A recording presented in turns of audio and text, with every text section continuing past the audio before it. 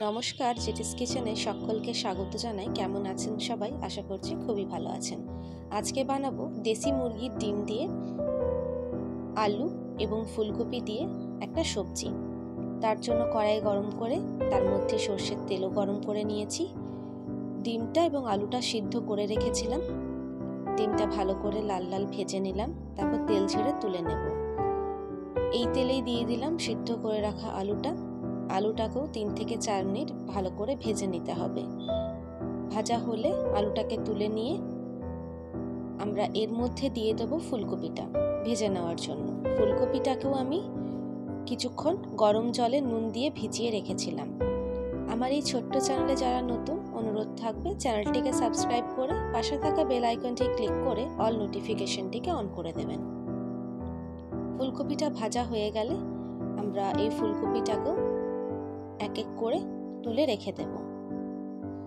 রেসিপিটা ভালো লেগে থাকলে একটা লাইক করবেন, কমেন্ট করবেন এবং পরিবারের সাথে শেয়ার করতে কিন্তু ভুলবেন না। ফুলকপিটা তোলা হয়ে গেছে, এরপর দিয়ে দিলাম কিছুটা তেল, তার মধ্যে ফোড়ন দিলাম কিছুটা 5 ফোড়ন আর একটা শুকনো লঙ্কা। ফোড়নটা ভাজা হয়ে গেছে। এইবার এই পর্যায়ে তেলের মধ্যে দিয়ে দিলাম কাশ্মীরি লাল মির্চ পাউডার এবং হলুদ গুঁড়ো। তেলের মধ্যে এই হলুদ গুঁড়ো বা লঙ্কা গুঁড়ো দিলে কিন্তু কালারটা ভালো আসে। এখানে পেস্ট ব্যবহার করলাম। মশলাটা হলো আদা, রসুন, কাঁচা লঙ্কা, পেঁয়াজ এবং টমেটোর। মশলাটার মধ্যে দিয়ে দিলাম পরিমাণ মতো নুন, জিরে গুঁড়ো, ধনে গুঁড়ো। এই মশলা কটা দিয়ে কিন্তু ভালো করে কষিয়ে নিতে হবে তেল ছেড়ে আসা পর্যন্ত। তেজপাতাটাকেও এই মশলাটার সাথে আমাদেরকে দিয়ে কষিয়ে নিতে হবে। ফোড়নেই তেজপাতা দেওয়া যায়, তবে ফোড়নে না দিয়ে যদি আপনারা মশলা কষানোর সময় দেন তাহলে কিন্তু টেস্টে বাড়ে। মশলাটা কষানো হয়ে গেছে, তারপর দিয়ে দিলাম ফুলকপিটা, আলুটা যেটা ভেজে রেখেছিলাম।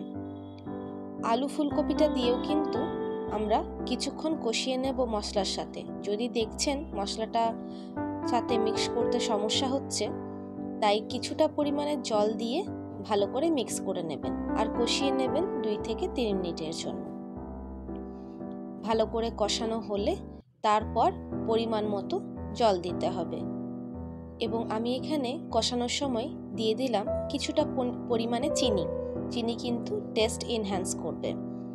চিনিটা দিয়ে 1-1.5 মিনিট নাড়িয়ে চাড়িয়ে নিয়ে দিয়ে দিলাম পরিমাণ মতো জল। আলু তো সিদ্ধ হওয়াই আছে, সিদ্ধ হতে বাকি শুধু ফুলকপিটা। আর ফুলকপিটা সিদ্ধ হতে কিন্তু বেশি জল লাগবে না, তাই জল দিয়ে দিয়েছি। 2 মিনিট জাল দেওয়ার পর এখানে অ্যাড করে দিলাম কিছুটা গরম মশলা গুঁড়ো আর দিয়ে দিলাম 1 চামচের মতো tomato ketchup. 1 table spoon tomato ketchup দিয়েছি। তারপর নাড়িয়ে চাড়িয়ে নিয়ে 3 থেকে 4 মিনিট আবারও জাল দিয়ে নেব।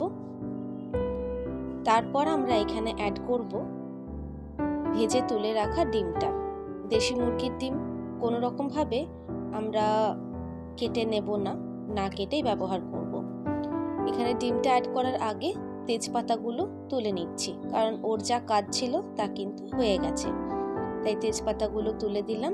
এরপর অ্যাড করে দিলাম ডিমটা দিয়ে বেশিক্ষণ জাল দেওয়ার প্রয়োজন নেই, 2 মিনিট জাল দিয়ে নেব।